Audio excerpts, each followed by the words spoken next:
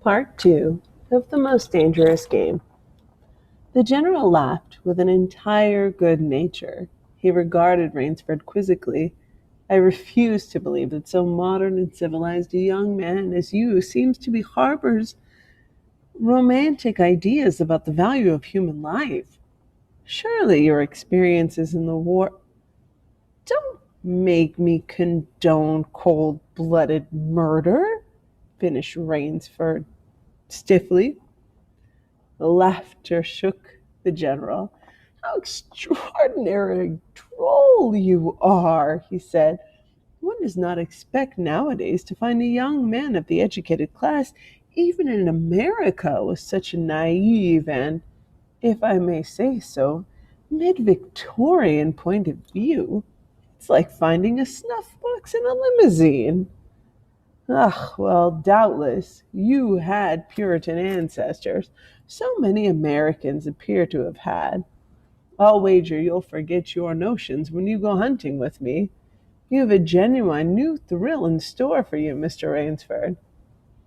Thank you. I'm a hunter, not a murderer.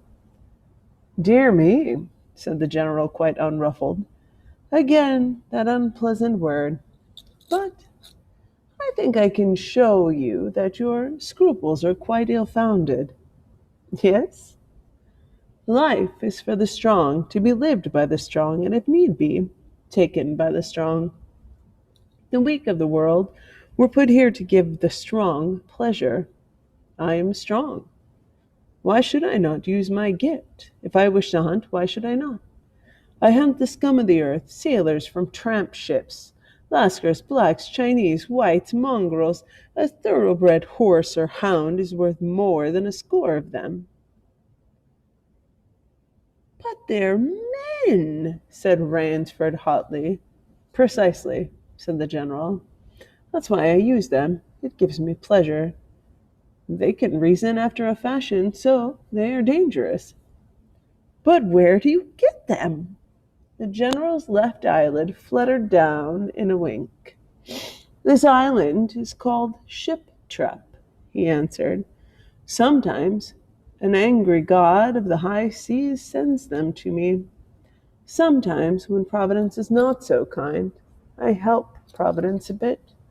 Come to the window with me. Rainsford went to the window and looked out towards the sea. Watch, out there! Exclaimed the general, pointing into the night. Rainsford's eyes saw only blackness.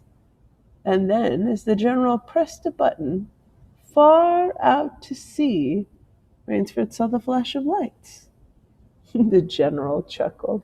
They indicate a channel, he said, where there's none. Giant rocks with razor's edge, crouched like sea monsters with wide-open jaws.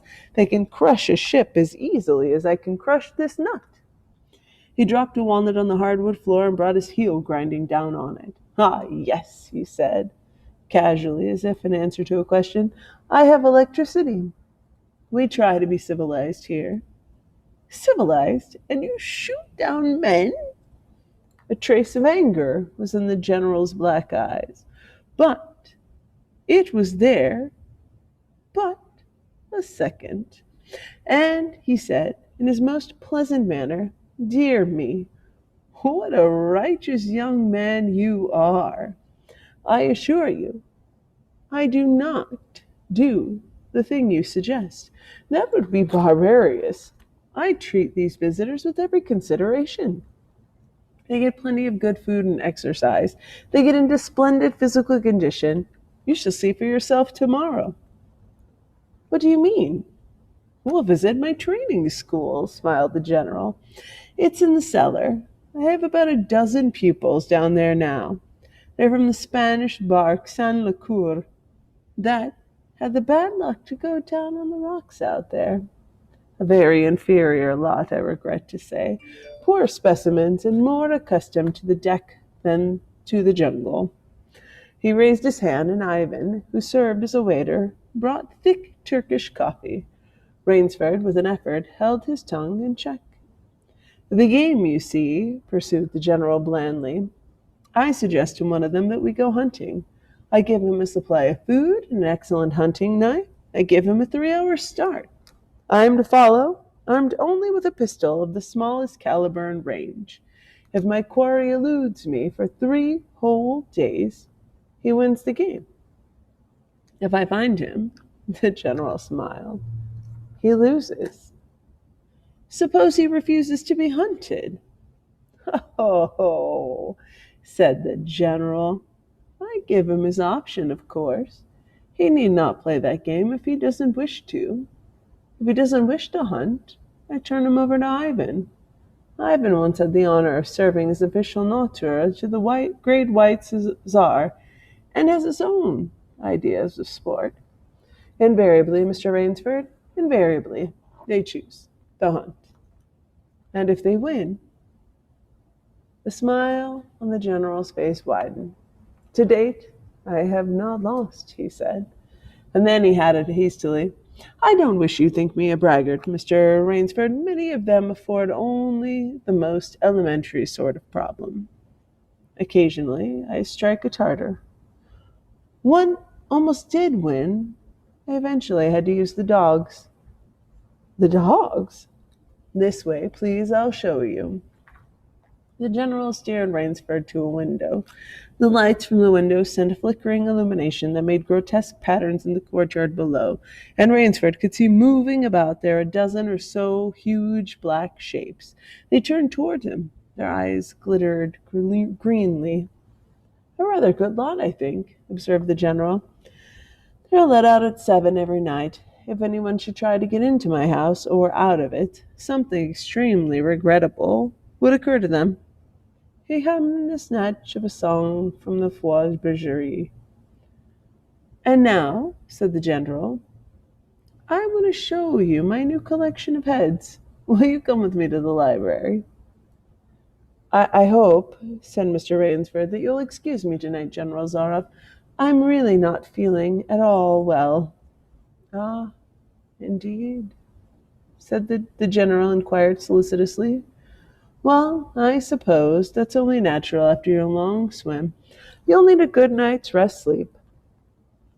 Tomorrow you'll feel like a new man, I'll wager. Then we'll hunt, eh? I have one rather promising prospect.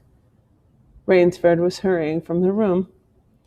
Sorry you can't go with me tonight, called the general. I expect rather fair sport. A big, strong black. He looks resourceful.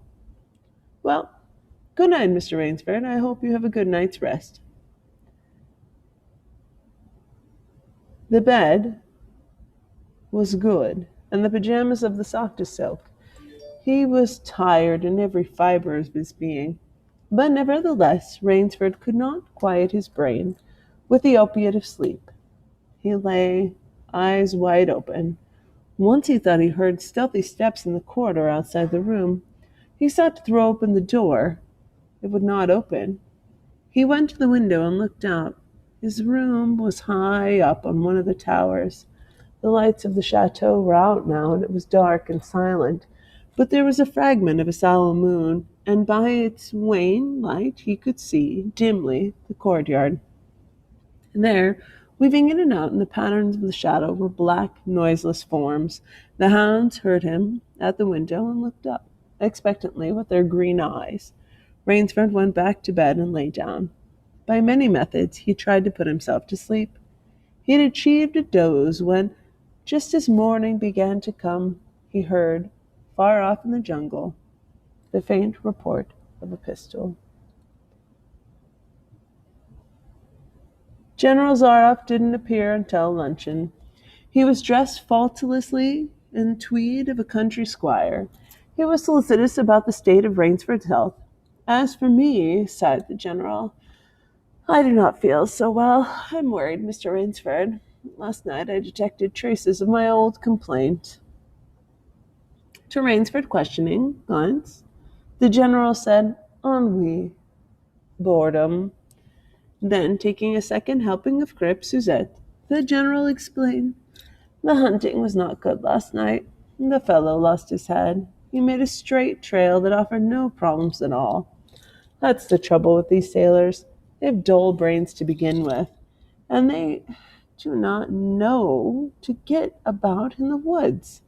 They do excessively stupid and obvious things. It's most annoying. We have another glass of Chablis, Mr. Rainsford.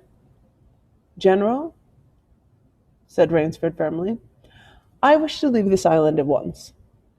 The general raised his thickets of eyebrows. He seemed hurt. But, my dear fellow, the general protested, you've only just come. You've had no hunting. I wish to go today. He saw the dead black eyes of the general on him studying him. General Zaroff's face suddenly brightened. He filled Rainsford's glass with a venerable Chablis from a dusty bottle. Tonight, said the general, we will hunt, you and I. Rainsford shook his head. No, General, he said, I will not hunt. The general shrugged his shoulders and delicately ate a hothouse grape. As you wish, my friend, he said. The choice rests entirely with you, but may I not venture to suggest that you will find my idea of sport more diverting than Ivan's?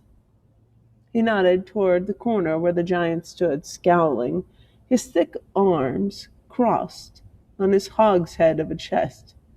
You don't mean, cried Rainsford. My dear fellow, said the general, have I not told you I always mean what I say about hunting? This is really an inspiration. I drink to a foeman worthy of my steel at last. The general raised his glass, but Rainsford sat staring at him. You'll find this game worth playing, the general said enthusiastically. Your brain against mine, your woodcraft against mine, your strength and stamina against mine, outdoor chess. And the stake is not without value, eh? And if I win, began Rainsford huskily, I'll cheerfully acknowledge myself defeated if I don't find you by midnight of the third day, said General Zaroff. My sloop will place you on the mainland, near a town. The general read what Rainsford was thinking. Oh, you can trust me, said the Cossack. I will give you my word as a gentleman and a sportsman. Of course, you in turn must agree to say nothing of your visit here. I'll agree to nothing of the kind, said Rainsford. Oh, said the general, in that case. But why discuss that now? 3 days hence we can discuss it over a bottle of Veuve Clicquot. Unless the general sipped his wine. Then a businesslike air animated him. Ivan, he said to Rainsford, will supply you with hunting clothes, food, a knife. I suggest you wear moccasins. They leave a poorer trail. I suggest, too, that you avoid the big swamp on the southeast corner of the island. We call it Death Swamp. There's quicksand there. One foolish fellow tried it. The deplorable part of it was that Lazarus followed him. You can imagine my feelings, Mr. Rainsford. I loved Lazarus. He was the finest hound in my pack.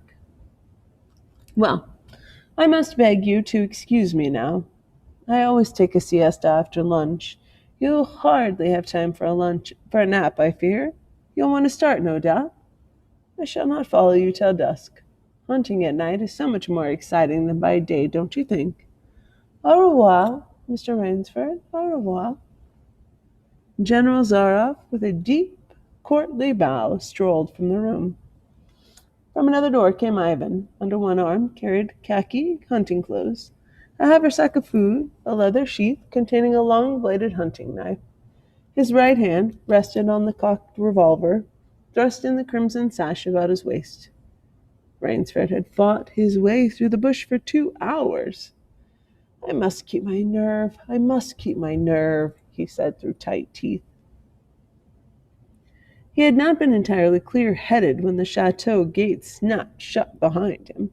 His whole idea at first was to put distance between himself and General Zaroff, and to this end he had plunged along, spurred on by the sharp growls of something very like panic. Now, he had got a grip on himself and stopped, and he was taking stock of himself and the situation. He saw that straight flight was futile. Inevitably, it would bring him face to face with the sea. He was in a picture with a frame of water, and his operations, clearly, must take place within that frame. "I'll give him a trail to follow," muttered Rainsford, as he struck off from the rude path he had been following into the trackless wilderness. He executed a series of intricate loops. He doubled on his trail again and again, recalling all the lore of the fox hunt and all the dodges of the fox. Night found him leg-weary, with hands and face lashed by the branches on a thickly wooden ridge. He knew it would be insane to blunder on through the night, even if he had the strength. His need for rest was imperative, and he thought, "I have played the fox. Now I must play the cat of the fable." A big tree with a thick trunk and outspread branches was near by, and taking care to leave not the slightest mark, he climbed up into the crotch and stretched out on one of the broad limbs. After a fashion, rested. Rest brought him new confidence and almost a feeling of security. Even so zealous a hunter as General Zaroff could not trace him there, he told himself. Only the devil himself could follow that complicated trail through the jungle after dark. But perhaps the general was a devil. As apprehensive night crawled slowly by like a wounded snake, and sleep did not visit Rainsford, although the silence of a dead world was on the jungle. Toward morning, when a dingy gray was varnishing the sky, the cry of some startled bird focused Rainsford's attention in that direction. Something was coming through the bush, coming slowly, carefully, coming by the same winding way Rainsford had come. He flattened himself down on the limb, and through a screen of leaves almost as thick as tapestry he watched. The thing that was approaching him was a man. It was General Zaroff. He made his way along with his eyes fixed in utmost concentration on the ground before him. He paused, almost beneath the tree, dropped to his knees, and studied the ground. Rainsford's impulse was to hurl himself down like a panther, but he saw the general's right hand held something metallic, a small automatic pistol. The hunter shook his head several times as if he were puzzled. And he straightened up and took from his case one of his black cigarettes. Its pungent incense-like smoke, floated up to Rainsford's nostrils. Rainsford held his breath.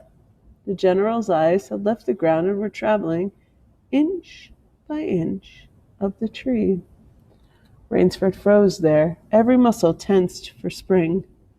But the sharp eyes of the hunter stopped before they reached the limb where Rainsford lay. A smile spread over his brown face. Very deliberately, he blew a smoke ring into the air. Then he turned his back on the tree and walked carelessly away, back along the trail he had come. The swish of the underbrush against his hunting boots grew fainter and fainter. Then Pentap burst hotly from Rainsford's lungs. His first thought made him feel sick and numb. The general could follow a trail through the wood at night. He could follow an extremely difficult trail. He must have uncanny powers. Only by the merest chance had the Cossack failed to see his quarry. Rainsford's second thought was even more terrible. It sent a shudder of cold horror through his whole being. Why had the general smiled? Why had he turned back? Rainsford did not want to believe what his reason told him was true, but the truth was as evident as the sun that had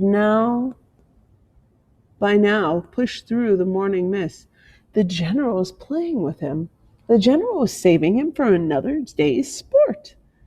The Cossack was the cat. He was the mouse. And it was that Rainsford knew the meaning of terror. I will not lose my nerve. I will not. He slid down from the tree and struck off again into the woods. His face was set, and he forced the machinery of his mind to function. 300 yards from his hiding place, he stopped where a huge dead tree leaned precariously on a smaller living one. Throwing up his sack of food, Rainsford used his knife from his sheath and began to work with all his energy. The job was finished at last, and he threw himself down behind a fallen log 100 feet away. He didn't have to wait long. The cat was coming again to play with the mouse. Following the trail with the sureness of a bloodhound came General Zaroff. Nothing escaped those searching black eyes. No crushed blade of grass, no bent twig, no mark, no matter how faint in the moss. So intent was the Cossack on his stalking that he was upon the thing Rainsford had made before he saw it. His foot touched the protruding bow that was the trigger. Even as he touched it, the general sensed his danger and leapt back with the agility of an ape. But he was not quite quick enough. The dead tree delicately adjusted to the rest on the cut living one, crashed down and struck the general a glancing blow on the shoulder as it fell. But for his alertness, he must have been smashed beneath it. He staggered, but he did not fall, nor did he drop his revolver. He stood there, rubbing his injured shoulder, and Rainsford, with fear again gripping his heart, heard the general's mocking laugh ring through the jungle. "Rainsford," called the general, "if you are within the sound of my voice, as I suppose you are, let me congratulate you. Not many men know how to make a Malay man-catcher. Luckily for me, I too have hunted in Malacca.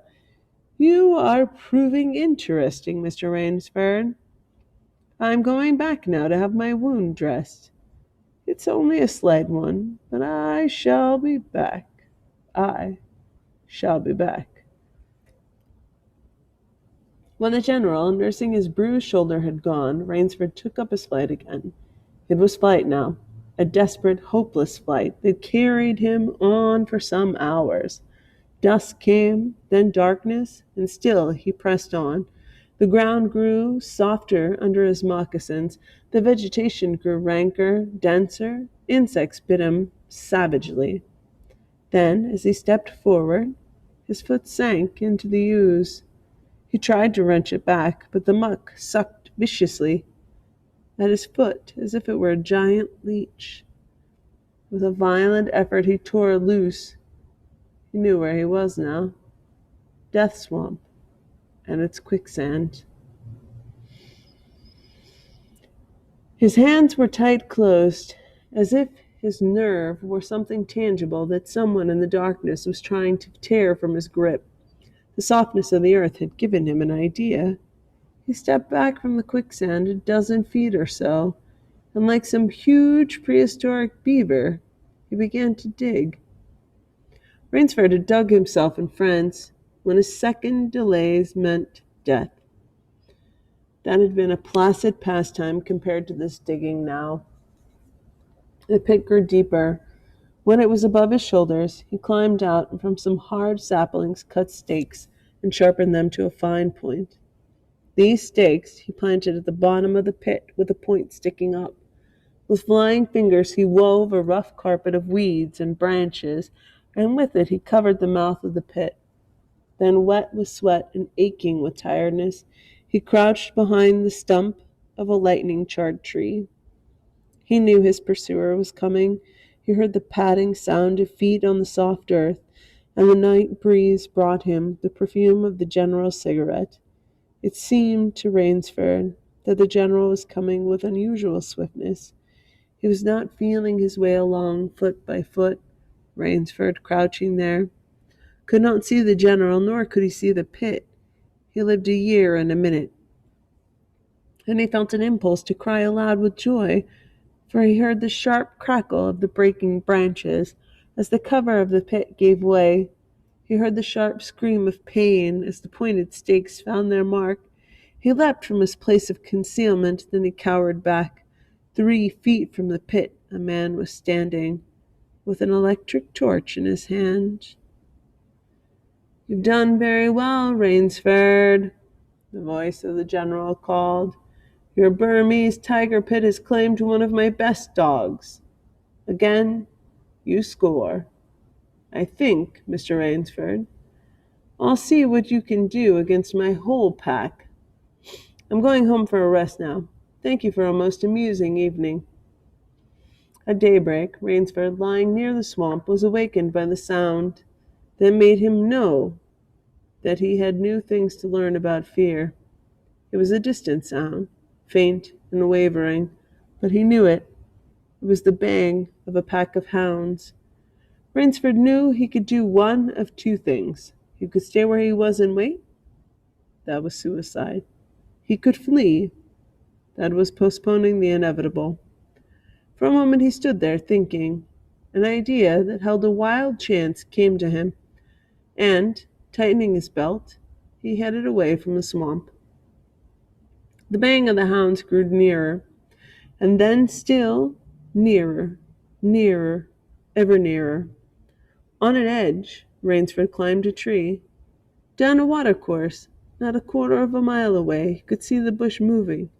Straining his eyes, he saw the lean figure of General Zaroff just ahead of him. Rainsford made out another figure, whose wide shoulders surged through the tall jungle weeds. It was the giant Ivan, and he seemed pulled forward by some unseen force. Rainsford knew that Ivan must be holding the pack in a leash. They would be on him any minute now. His mind worked frantically. He thought of the native trick he had learned in Uganda. He slid down the tree. He caught a hold of a springy young sapling, and to it he fastened his hunting knife, with the blade pointing down the trail. With a bit of a wild grapevine, he tied back the sapling. Then he ran for his life. The hounds raised their voices as they hit the fresh scent. Rainsford knew now how an animal at bay feels. He had stopped to get his breath. The baying of the hounds stopped abruptly, and Rainsford's heart stopped too. They must have reached the knife. He shinnied excitedly up a tree and looked back. His pursuers had stopped, but the hope was that was in Rainsford's brain when he climbed died, for he saw the shallow valley that General Zaroff was still on his feet, but Ivan was not. The knife, driven by the recoil of the springing tree, had not wholly failed. "Nerve, nerve, nerve," he panted, as he dashed along. A blue gap showed between the trees dead ahead. Ever nearer drew the hounds. Rainsford forced himself toward the gap. He reached it. It was the shore of the sea. Across a cove he could see the gloomy gray stone of the chateau. 20 feet below him, the sea rumbled and hissed. Rainsford hesitated. He heard the hounds. Then he leapt far out into the sea. When the general and his pack reached the place by the sea, the Cossack stopped. For some minutes he stood regarding the blue-green expanse of water. He shrugged his shoulders and then sat down, took a drink of brandy from a silver flask, lit a perfumed cigarette, and hummed a bit from Madame Butterfly. General Zaroff had an exceedingly good dinner in his great panel dining hall that evening. With it he had a bottle of Pol Roger and half a bottle of Chambertin. Two slight annoyances kept him from the perfect enjoyment. One was the thought that it would be difficult to replace Ivan. The other was that his quarry had escaped him. Of course the American hadn't played the game, so thought the general as he tasted his after-dinner liqueur. In his library he read, to soothe himself from the words of Marcus Aurelius. At 10 he went up to his bedroom. He was deliciously tired. He said to himself as he was locking himself in, there was little moonlight, so before turning on his light, he went to the window and looked down at the courtyard. He could see the great hounds, and he called, "Better luck next time," to them, and he switched on the light. A man who had been hiding in the curtains of the bed was standing there. "Rainsford!" screamed the general. "How in God's name did you get here?" "Swam," said Rainsford. "I found it quicker than walking through the jungle." The general sucked his teeth and smiled. "I congratulate you," he said. "You've won the game." Rainsford did not smile. I'm still a beast at bay, he said in a low, hoarse voice. Get ready, General Zaroff. The general made one of his deepest bows. I see, he said. Splendid. One of us is to furnish a repast for the hounds. The other will sleep in this very excellent bed. On guard, Rainsford. He had never slept in a better bed, Rainsford decided.